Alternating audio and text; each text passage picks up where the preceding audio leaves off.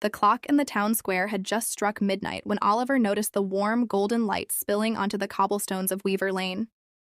He had lived in the town for 5 years, walked down that exact alley 100 times, and knew for a fact that the old brick building at the corner was an abandoned textile shop.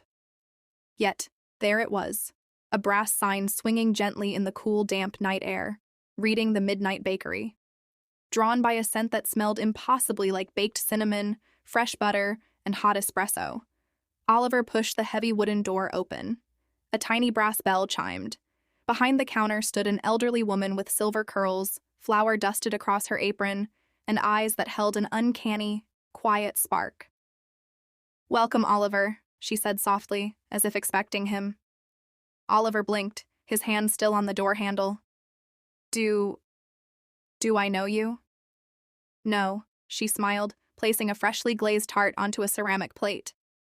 "But the shop knows who needs to walk through the door." She slid the plate across the counter. The pastry glistened, smelling faintly of toasted pecans and wild honey, a combination his grandmother used to make when he was a boy, a recipe long lost after she passed. "I didn't order anything," Oliver said, reaching for his wallet, "and I don't think I have enough cash on me for whatever this costs." "The first visit is never bought with coin," the woman replied, leaning against the wooden counter. "It's paid in patience. Eat." Oliver hesitated, then took a small bite.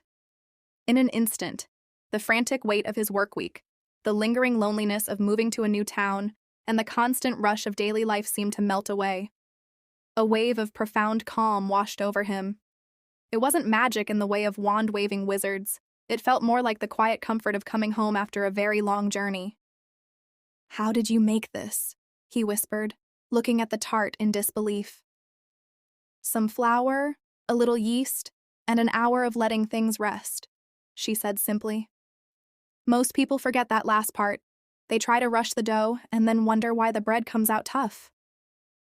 Oliver finished the pastry slowly, savoring every bite.